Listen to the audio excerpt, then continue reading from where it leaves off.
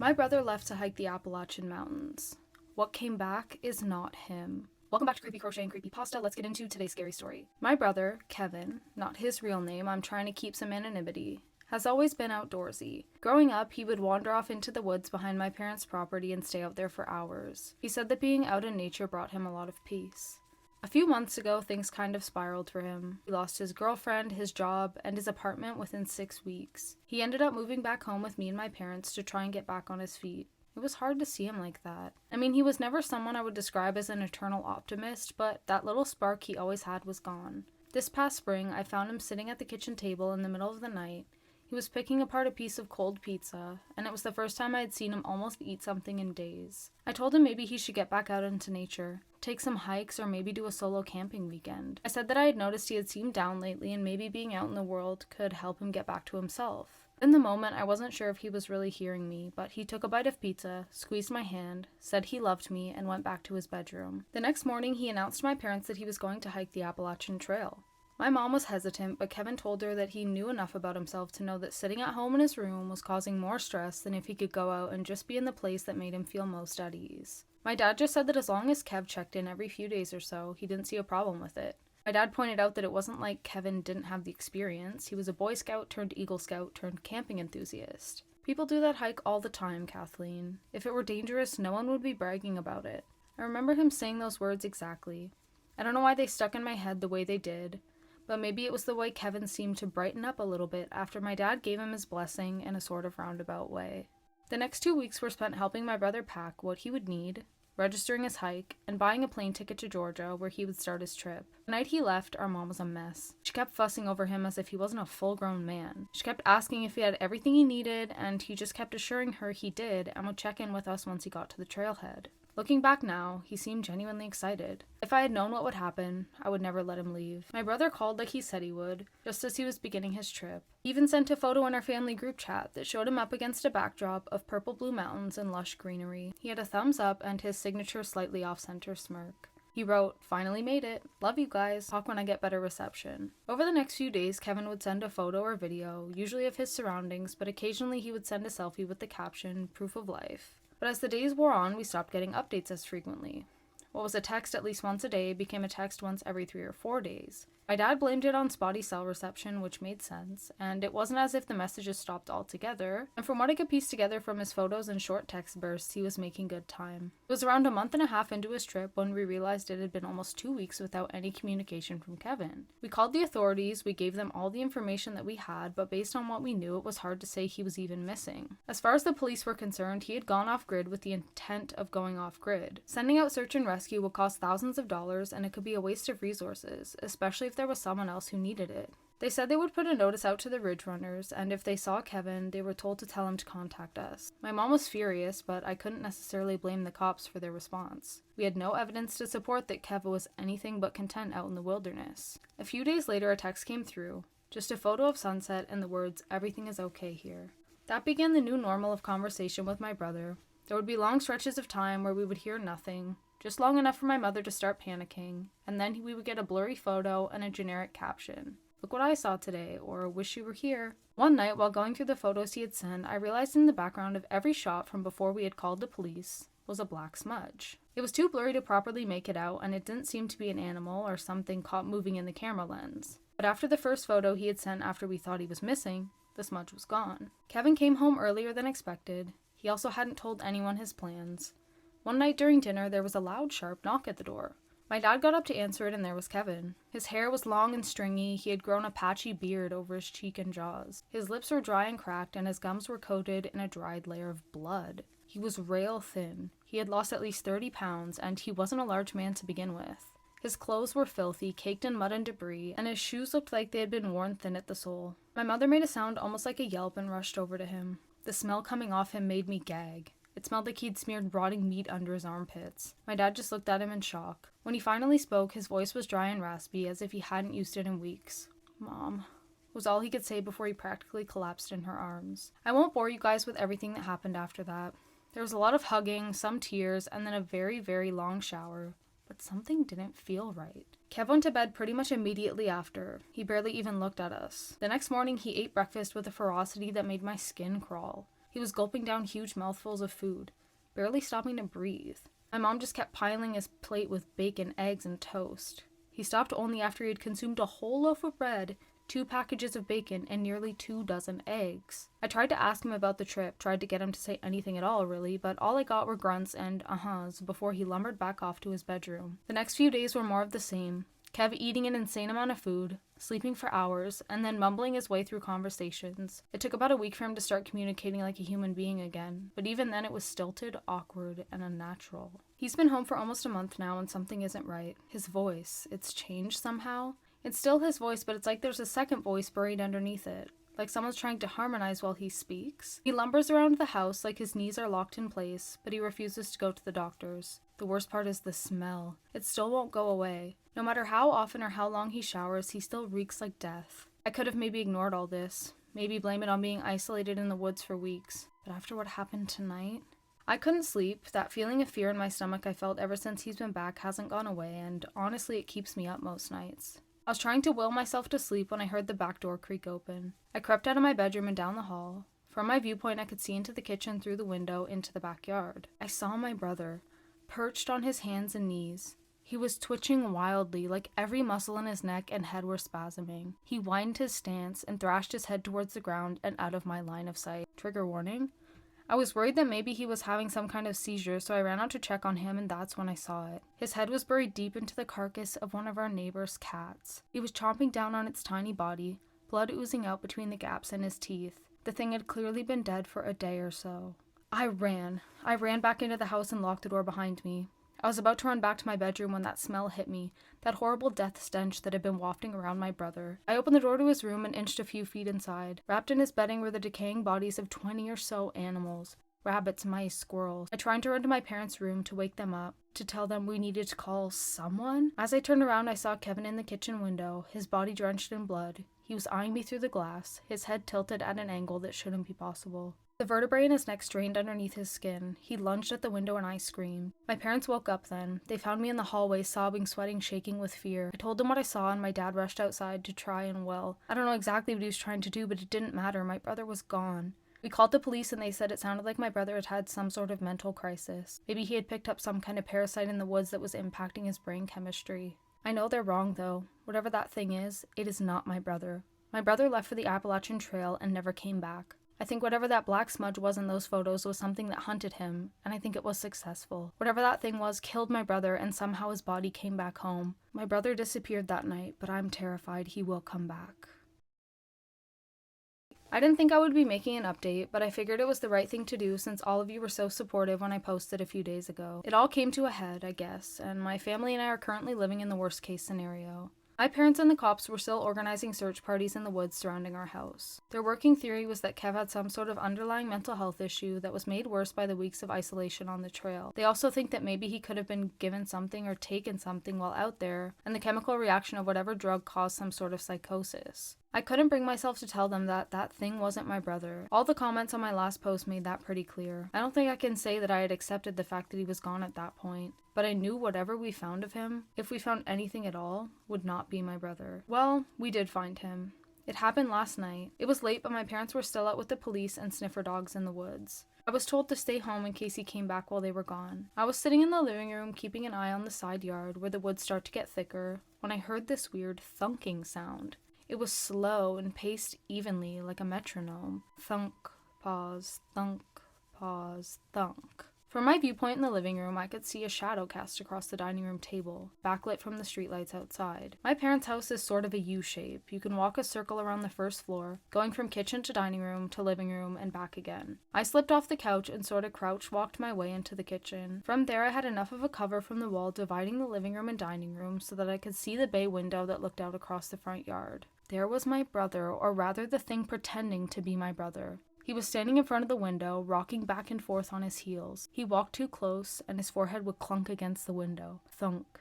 And then he would step back, almost like it had surprised him, pause, and then rock forward again. Thunk.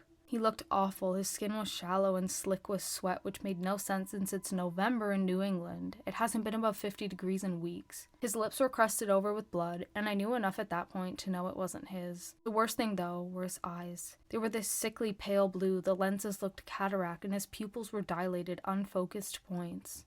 My breath hitched in the back of my throat, and my heart felt like it was going to fall out of my stomach. I kept my eyes trained on him as I reached for my cell phone and tried to dial 911. The phone trilled, and I waited for the operator to pick up. There was a soft click, and then, Middleton County 911, do you need fire, police, or ambulance? I started to speak, and then suddenly Kevin seemed to focus on me. Maybe he had heard my voice? His clouded eyes seemed to laser focus for a moment, training on me crouched behind the wall. I wasn't sure if he could see me.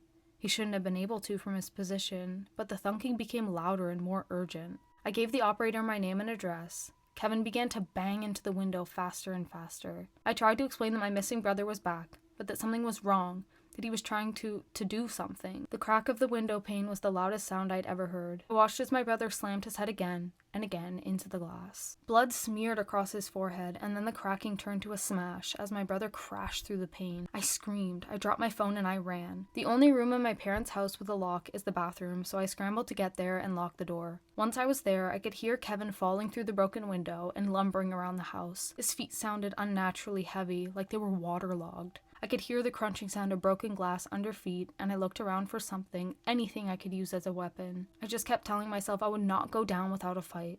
As quietly as I could, I took the cover off the back of the toilet tank. It was heavy and made of porcelain, and I figured that even if it didn't kill that thing, hopefully it would at least stun it enough to give me time to make a break for it. I could hear him outside the door, sniffing the air like a dog. I held my breath and readied myself. There was nothing for a few moments. No sounds of walking or sniffing. I waited a few more seconds before I knelt to the ground and peered under the gap in the door. My brother's dead eyes stared back at me. I screamed as the door began to bulge as this thing shoved its shoulder into the frame. I grabbed the tank cover again, readied myself. That's when I heard the sirens. I could hear shouting from outside and the stomping of boots across the smashed glass. The thing wouldn't stop. It kept throwing itself against the door. I heard one of the cops yell, "Taser!" and then a rapid clicking noise. There was more shouting, more clicking, and then one of them said, "Stop or we will shoot." The thing outside the door paused for a moment, and then it charged at the officers. I could hear its heavy feet lurch across the floor. That's when I heard the gunshots. This is where I sort of black out. From what the cops tell me, they were able to get me out of the bathroom. My parents were called back in from the woods and were told their son has been found trying to attack their daughter. They were told that he had been killed after he attempted to attack an officer. We're staying in a hotel now, close to the station.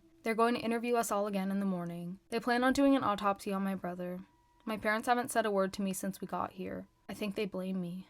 I wasn't the one to shoot my brother, but I was the person who called the man who did. I don't know if you all were hoping for some kind of miracle where we get a happy ending, but this is it. Maybe I'll update you all again after the autopsy report is finalized, but honestly, I think it's best to just let it go. My brother Kevin was kind, funny, smart, and most of all adventurous. He wasn't that thing that came home to us. My brother died out on the trail, not bleeding out on the floor in the house we grew up in. I don't think we'll ever have answers, unless maybe some of you have them. Hold your loved ones tight tonight. Rest in peace, big brother. I wish my girlfriend had been cheating. I always thought I had a good relationship. Stable, well-managed. You know the spiel. We'd been together for 3 years before things began to look dicey. It started off small. Distance, cold shoulders, lack of communication. At the time, I thought this was a reflection of me. I thought that it was me who had pushed her away. However, I'm a lover boy at heart, and that heart belonged to her and her alone. I fought desperately to try and fix things. I made a routine out of bringing her favorite flowers anytime I saw her, watching the shows that she wanted to watch every time she came over. Hell, I even tried to get us into a gym routine together. Being 17, it was difficult to pull out the adult couple stops, the houses, the trips, whatever, but damn it, I tried to do the best I could. Even so, her secretiveness grew. She began turning her location off late at night and wouldn't turn it back on until the next day. Her phone became completely off limits to me. My intuition told me exactly what I'm sure you're thinking as you read this. I just didn't want to believe it. I couldn't force myself to stomach the reality that circumstance was shoving down my throat. Anytime I tried to talk to her about this, it turned into an argument. I was somehow the bad guy for wanting security in a relationship that I cared about deeply. When those arguments started, it felt like she'd be completely fine, whereas I felt like my world was being burned to ash. After a few months of this, I finally gathered up the courage to put an end to all of it. I was going to give her one last chance before leaving for good. On the drive to her house, my mind raced 1,000 miles an hour, thinking about how this confrontation would go. Part of me hoped to God that we'd be able to resolve this and things could go back to how they used to be. Another part of me truly just wanted for my relationship to end. I was sick of feeling hurt. I was tired of feeling like I was doing something wrong. I had a whole speech prepared by the time I got to her driveway. However, once I got to the front door and her mom let me in, my mind went straight to blank. My girlfriend had been in the shower when I arrived, and her phone rested tauntingly on her nightstand. I knew deep in my bones that I didn't want to see whatever was in that device. I knew that whatever I found was only going to break my heart and destroy whatever trust I had left. I could hear the water from the shower pelting against the bathtub, and my thoughts grew louder and louder with each passing minute. I knew if I was going to do this, I was going to have to do it now. I snatched the phone off the nightstand and immediately went to her messages. To my absolute surprise, I found nothing. No other guys, no mention of any cheating in any of her group chats, nothing. Her photos were more of the same. The only pictures in her recently deleted album were just some selfies that even I can admit looked like they deserved to be deleted. Still though, something told me to keep searching. After finding nothing on any of her social media apps, I came to the conclusion that maybe she just wasn't attracted to me anymore. No cheating involved, just loss of love, which still hurt a lot. However, there was still one last app that needed to be checked. Opening her notes app, I found only one singular note titled Names and Ratings. My heart dropped. This was it. This was the thing I had been looking for. At least, I thought it was. As I began to read through the note, it became glaringly apparent that I had misjudged my girlfriend's reason for secrecy by about 1,000 miles. Michael, 8 out of 10, squirmed and cried like a bitch. Died after having jugular cut. Blood everywhere. David, 6 out of 10. Boring. Didn't even scream, just accepted his fate. Blake, 7 out of 10. Tried to fight back. Left a bruise on my shoulder. Interesting guy, boring kill. Jaden, 5 out of 10. Strangled to death with a belt. Xavier, 10 out of 10. Fought back hard. Gave me a challenge. Died by decapitation. I keep his head hidden in a place only I can find. Donovan, to be determined. I expect this kill to be the hardest. I accidentally fell in love with this one. I think I'll cut his heart out. God, I hope he fights back. I stared at that last entry and felt a chill run down my spine. It felt like reality itself had bent in on itself, and all sound seemed to fade into silence as my vision began to blur. However, what I did hear was the sound of the shower water stopping and the bathroom door creaking open as my girlfriend stepped out with a towel wrapped around her body. The next thing I remembered were the words she spoke to me. The invitation that will be engraved in my memory forever. "Oh, hi, baby. I was just about to call you. I was gonna ask if you wanted to go on a drive with me tonight." My girlfriend is suddenly treating me like a total stranger. I'm heartbroken. Honestly, I don't even know why I'm writing this. My chest feels completely heavy, like someone is directly standing on it, and my throat is so incredibly tight from holding back the tears that it hurts to even swallow. I've just been sitting on the edge of my bed staring at the wall for hours. I guess I just need to vent to some strangers, because if I keep this locked in my head, I'm gonna lose it. My girlfriend and I have been together for a little over 8 months now. I don't want to be that cheesy guy, but my girl is genuinely the best thing that ever happened to me. She just lights up my world. We have this beautiful, quiet routine. She works from home on Mondays and Thursdays, and since I have a super flexible schedule, I always make sure to take care of the little things for her. Every morning, I make sure she gets her coffee exactly how she likes it, iced with just a splash of almond milk. I know she gets stressed out by clutter, so I'm always keeping things tidy, ordering her favorite takeout when she's having a long day, and leaving little notes to remind her how loved she is. I've poured my absolute entire heart and soul into supporting my girl. When she's had a rough week, I'll stay up all night just watching over her while she sleeps, rubbing her back if she tosses and turns, just wanting to protect her from the world. I thought we were completely on the same page. I thought we were building a life together.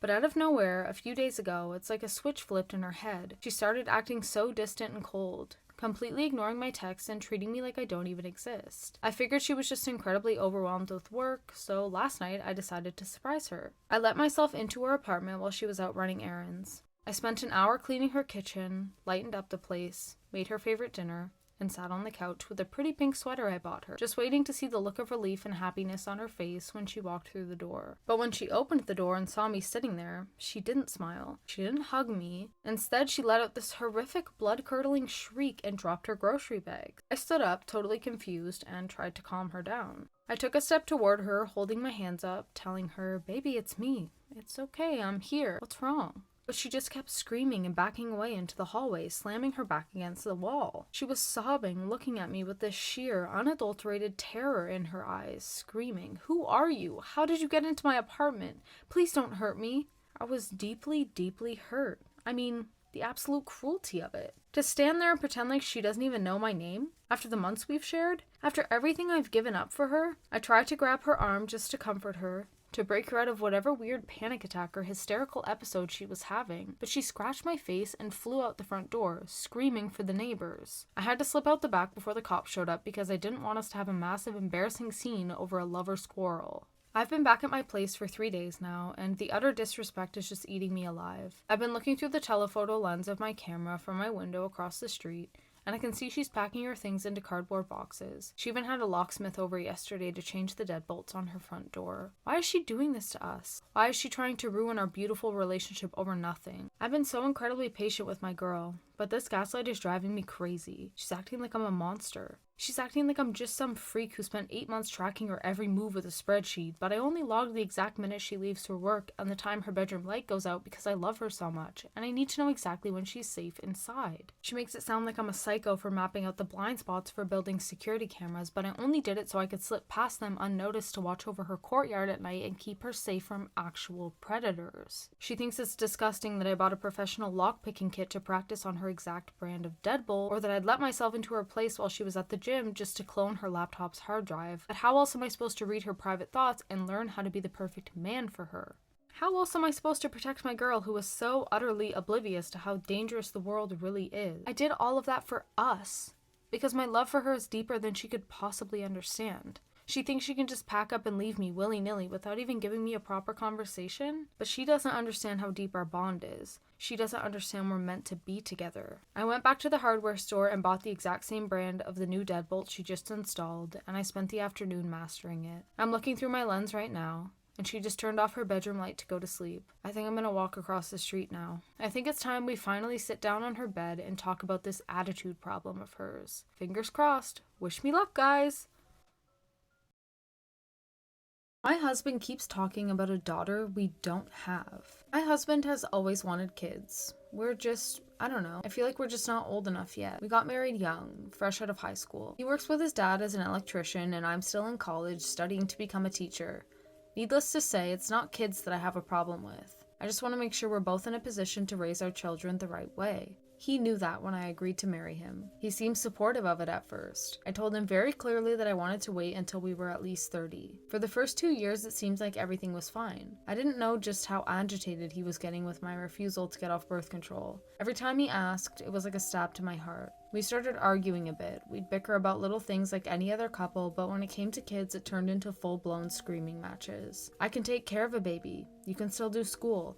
We'll find a good daycare. It became clear that he just wasn't seeing my vision. Part of me regretted getting married so abruptly, so young. Our brains hadn't even fully developed yet. But then again, we did get married for a reason. We loved each other. We'd been friends since middle school. We got married after dating for 2 years. We were each other's homes. He just wasn't so hell-bent on being a father back then. I don't know what changed, but when it did, it was just downhill from there. The arguments persisted, but so did I. So did we. I never wanted to turn my back on him. I just wanted us to make it through. It seemed like all my prayers had been answered when the arguments just stopped one day. I soon came to realize that that wasn't exactly the blessing I thought that it was. I remember he started going out more, staying at work late. I'd wake up in the middle of the night and find that I was alone in our bed. Of course, my already stressed brain jumped to the worst conclusion. I didn't want to distrust him, but he wasn't making trust easy. When he saw me, it was just all sunshine and rainbows, but when he was gone, it was like he was dead. No texts, no calls, nothing. At first, I was happy for the space, but as it went on, I started getting more and more unnerved. When he wasn't out or at work, he spent a lot of time in our shed. He'd spend hours out there.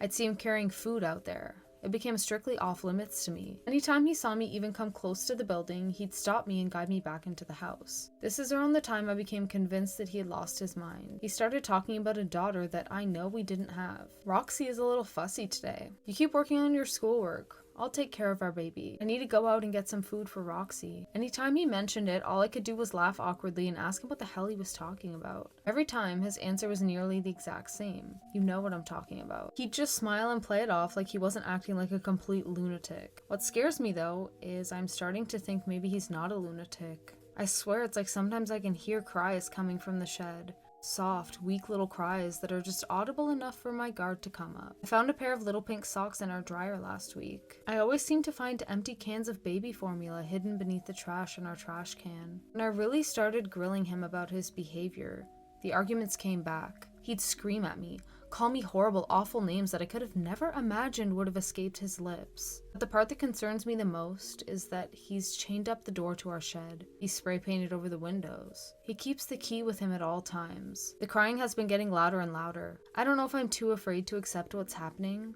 or if this is all just a nightmare that I can't wake up from. All I know is that now he doesn't just talk about wanting a kid. He tells me he wants another. My girlfriend keeps forgetting that she broke up with me. Dude, honestly, I don't even know why I'm writing this. I don't know whether to be annoyed or just flat out terrified. Me and my girlfriend have been together for 3 years now. I don't want to go through the whole spiel of how we used to be so happy or how I don't know how it ended up this bad. But I will say, we were deeply in love. I'd have done anything for her, and I know she'd have done the same for me. We'd been bickering for a few months before things finally snapped. Bickering turned to arguing, arguing turned to full-blown fighting. Everything culminated in a massive screaming match. Needless to say, that's when we knew that we were far too gone. Even still, hearing the words come out of her mouth shattered my heart into a million pieces. Walking away was the hardest thing I've ever had to do. It felt like the beginning of an incredibly dark period in my life. I wasn't sure I was ready to brace it. I didn't know if I was ready to be alone. I spent about 2 months swallowing before deciding that it was time to cowboy up. One day I just woke up. I was ready to start life again. It took a few months, but things started getting better. I was eating cleaner, going to the gym 4 times a week, and had started going out with friends again. I'd met a few women along the way, but I wasn't ready to get back into a relationship just yet. Unfortunately, my ex-girlfriend ensured I had no other choice. She just started showing up at my house at odd hours of the night. Sometimes she wouldn't even knock. She'd just stand there, right outside the door, for hours on end. When she did knock, though, it was like she thought we were still together. I'd answer the door and get hit with the same remarks. Why haven't you texted? I miss you, baby. Let's have a sleepover. It's like you don't even love me anymore. Obviously, this confused the hell out of me. I'd explained that we were broken up, and now that I had some time to process, I realized that we weren't meant to be together anyway. She'd always get so angry. Never enough for me to worry about my own safety, but enough that I could tell she was boiling on the inside. I'd send her away and she'd stomp off like a pouting toddler. I wasn't even upset that she was showing up. I was more upset that she had broken up with me and she didn't even acknowledge it. She just expected me to let her waltz right back into my life all willy-nilly. It felt disrespectful. A few nights ago, she took it a step too far, though. I came downstairs to make some breakfast and found her passed out on my couch. No signs of forced entry, no broken door, broken windows, nothing. She was just there. Then she had the audacity to stretch and yawn with a smile like this wasn't the most outrageous shit she'd ever done. When I told her she had to leave, she threw the biggest fit I had ever seen. Her face looked like boiling lava. She turned into a hurricane right there in the living room, cursing, spitting, knocking furniture over. I told her if she didn't leave, I was calling the police. And off she went, stomping through the door before slamming it closed behind her. I assumed that I had just left the door unlocked, and after that night, I triple-checked every single night that it was bolted shut. She didn't come back for a while. A day went by, then 2, then 3. I thought I was home free. I went through my whole routine of checking the locks on the doors and windows all throughout the house. You can never be too cautious. I even locked my own bedroom door just because the whole experience made me paranoid. And I guess that's finally paid off. Because as I lay here in bed typing this, I can hear her coming up the stairs. She keeps singing my name like it's some kind of nursery rhyme. Donovan, oh Donovan, where are you? It was soft at first, but with each step it's gotten more and more demonic, more angry and unhinged. The footsteps have stopped right in front of my bedroom door, and the sound of the door handle bouncing up and down is paralyzing me. Open the door, sweetie. I miss you, my sweet boy. Please let me come in. I can smell you, you dirty, dirty boy. The door handle looks like it's gonna give any minute. The door keeps warping and flexing. Her voice is getting angrier and angrier. I hope that people see this. That way, if I die tonight, you all know who to blame. My coworker is pissing me off. Chad crumpled his chip bag as loudly as possible, staring directly at me. I pursed my lips, keeping my eyes forward. Don't give him a reaction. That's what he wants. A big, stupid smile inched across his face as he threw a handful of chips into his mouth and chomped down. Crunch, crunch, crunch. I winced each time his crooked teeth made contact. The second I heard the whir of his fidget spinner, I lost it. Listen here, you little shit. I've had it with you. I seethed, grabbing him by his shirt collar. Chad's eyes grew wide, and he dropped the fidget spinner. Suddenly, I felt a tap on my shoulder. I released Chad and turned to find the head of HR, Karin, pronounced Karin, not Karen, standing behind me, arms crossed. My face flushed with color. "Derek, my office, now." I followed her, my head hung in shame as Chad snickered behind me. In the end, I received a verbal lashing from Karin and a final warning. If it happened again, I'd be put on indefinite, unpaid leave. "It's a real shame," Lauren said from the cube behind me while Chad was at lunch. "Someone should really teach that asshole a lesson." "Yeah," I said, an idea brewing. "Someone should." I waited until the following week to make my move. Chad had, of course, continued to be an absolute nuisance, so naturally I took it upon myself to teach him a thing or two about office etiquette. I only planned on roughing him up a little, with the aid of a roll of duct tape and a shovel in case he resisted. Tailing his car was easy, sort of. I had to hightail it to keep up with his Prius, but Chad was completely oblivious to everyone on the road, including me when I drove past his house. It was a piece of cake. The guy was basically asking for it. I returned that night with my trusty tape and shovel. I parked a few houses down where a home was being built. Chad lived alone in a safe neighborhood. Surely he'd forget to lock his doors. I snuck around the house and tried the knob to the back entrance. Bingo. I was in. I crept my way through Chad's house, a dim light reflecting off the empty beer bottles and protein shakes littering the countertops. I made a beeline directly for his room, my heart pounding with gleeful anticipation. I slowly pushed his door open, and... Lauren? I stepped into the room, revealing the girl who sat at the desk behind. She grinned as if greeting an old friend. In her hand, Chad's pale, decapitated head dripped blood onto the floor. "You weren't the only one who was fed up with him," Lauren said, wiping the sweat from her brow. "Now be a gentleman and lend me a hand. We've got some cleaning to do." None of us can explain this experience. Welcome back to Creepy Crochet and Creepypasta. Let's get into today's true scary story. The events of this story are true.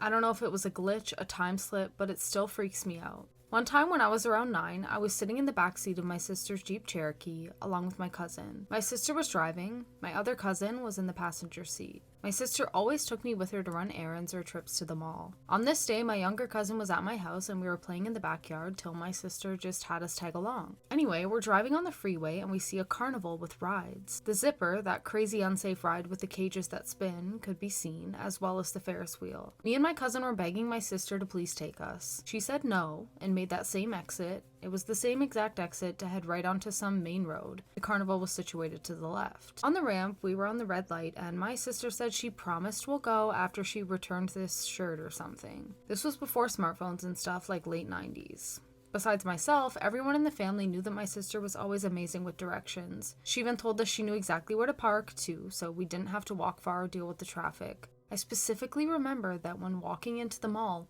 we could sense a very faint smell of the carnival elephant ears and corn dogs and stuff.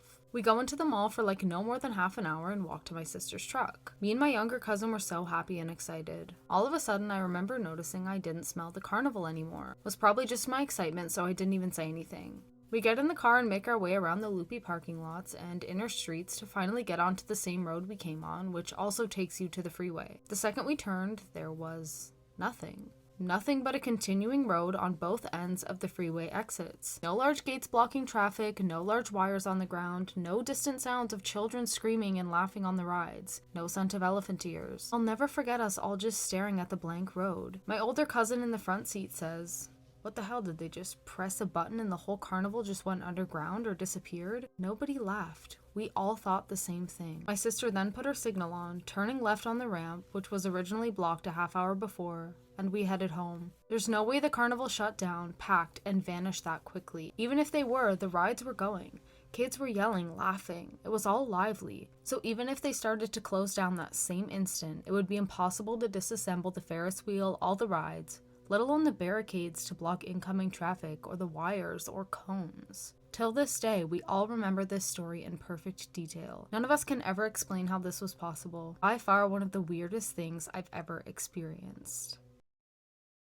Grandma says that we're not allowed to go in the basement. I wait until I can hear Grandma snoring, then I make my way to the basement. Whatever's down there has to be pretty neat, right? Gotta be pretty neat. Why else would she say not to go down there? The door to the basement is locked with a padlock, but Grandma keeps the key to it on a hook right next to the door. Like, come on. You're not gonna keep me out of the basement that way. Maybe she's just getting old and doesn't want to forget where the key is. I open the padlock and swing open the door. A puff of air hits me that smells old. Everything in this house smells old. Maybe that just happens when you're old. I take one step into the basement and the stair creaks like I stepped on a cat's tail. I freeze, grimace, and mouth the word, yikes. I stand still for a second, but I can still hear Grandma snoring upstairs. Are old people supposed to snore that loud? I hold my breath as I walk down the rest of the steps like a ninja. I'm quiet as a mouse, silent as the grave, until I step on a splinter and let out a tiny yelp. Hello? Is somebody there? I hear a voice. Only the problem is that it didn't come from upstairs. The voice is coming from the basement. Despite my better judgment, I respond with a hushed, hello? Oh, thank God. Please, you have to help me. Where are you? I ask in my loudest whisper. In the corner. Please hurry before she wakes up. In the corner of the basement, a blanket was draped over something, so I gave it a quick tug. Underneath was a cage, and inside was Grandpa, I say, much louder than I should have. Why are you in there? Grandma put me here. This isn't like an old person's sex thing, is it? I regretted asking the second the words came out. No, God, please. You have to get me out of here before she... The lights to the basement turn on, and suddenly Grandma's standing at the bottom of the stairs. I distinctly remember telling you that you're not allowed down here. Grandma's voice has a venom to it that makes my skin crawl. Grandma, I ask, trying not to let her see me shake. Why is Grandpa in a cage? Grandma walks over, grabs my shoulder, and gently backs me away from the cage. I was hoping we could have this discussion when you were older, but there's no point in putting it off now. Grandma takes a deep breath. That's not your grandfather. I look at the man in the cage and then look back at Grandma. Yes, it is, I say. My child, it only looks like your grandpa. But it most certainly is not.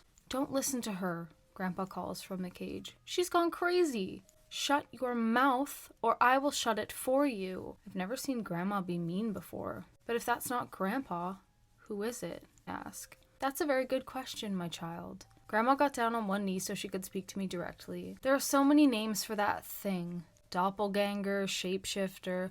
My mother always called them copycats. They take the shape of someone you love, wait until you're totally at peace, and then kill you too so they can add your shape to their collection. I look at the man in the cage and then look back at Grandma, very confused. He looks like Grandpa to me. You sure it's not Grandpa? I'm very sure. But how can you know? Because I buried your grandfather under the willow in the back of our yard. She's lying, Grandpa yells. Remember when I got you a red tricycle for your 4th birthday? It's me. She's gone senile. I point at Grandpa and look at Grandma expectantly.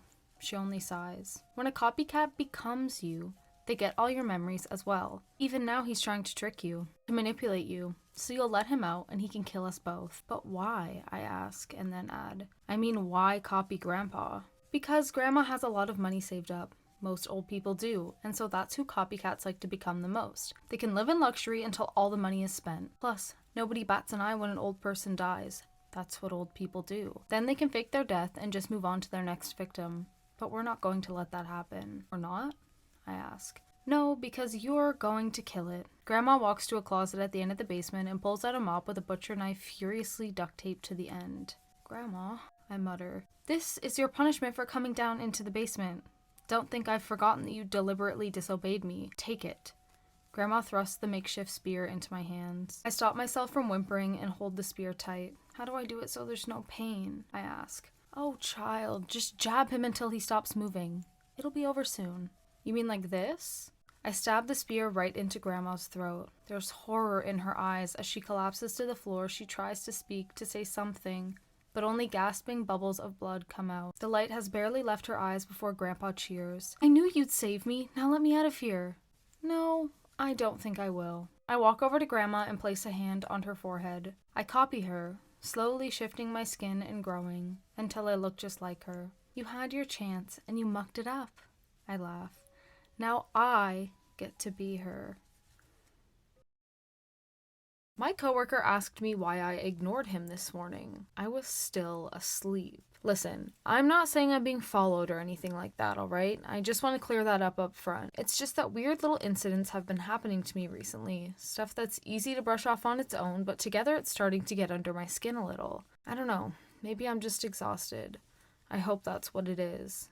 but I'm starting to feel like I don't live alone anymore. For one, when I'll go to lay down to go to sleep, I hear things, like outside my house or downstairs. Not that that's a big deal or anything, this house has always been like that. Like when I was a kid and I would stay over here with my grandpa, I'd stay up in bed listening to creaking boards or what I thought was some kind of monster scampering around outside. But there'd always be some explanation to it. Raccoons, the wind, late night bathroom trips. That's why I didn't think much of it at first. But the thing is, it feels like that stuff has been happening more often as of late. I mean, I must have lost like 15 hours of sleep in the last week because of this crap. It's not like I'm waiting at my bedroom door holding a bat or anything. I've just always had a hard time sleeping when it's noisy. It also feels like the noises have gotten more, I don't know, specific. The weird thing is it's not even loud most of the time. It's just enough noise for me to pick up on it. It'll be one sound every few minutes. A floorboard downstairs, something brushing against the side of the house. Once I could have sworn I heard one of the cabinet doors in the kitchen tapped shut. And every single time I hear something, I end up holding my breath without realizing it. Just sitting there in bed listening as hard as I can. I've even started checking rooms before I go to sleep, which I know sounds ridiculous. Not because I think somebody's actually in the house or anything, I just feel compelled to do it. I can't even try to sleep before I've swept the whole house. The worst part is that once I'm finally awake enough to go get up and look around, everything always seems completely normal again. No open doors or missing things, nothing moved around, just that feeling that I interrupted something by getting out of bed. But last night, around maybe 2 or 3 in the morning, I heard what sounded like somebody taking one careful step downstairs. Just one. Then nothing for like 5 minutes. Then another one. Then another, and another, and another. It went on like this for what felt like hours. When I couldn't fall back asleep, I just started counting the sounds. 15 creaks. The first thing I did the next morning was count my stairs. 15 steps. My stairs have 15 steps. This freaked the hell out of me. I'd been trying to rationalize all those sounds for days, but this was a pretty big coincidence. Was there someone in my house? If so, why wasn't anything out of place?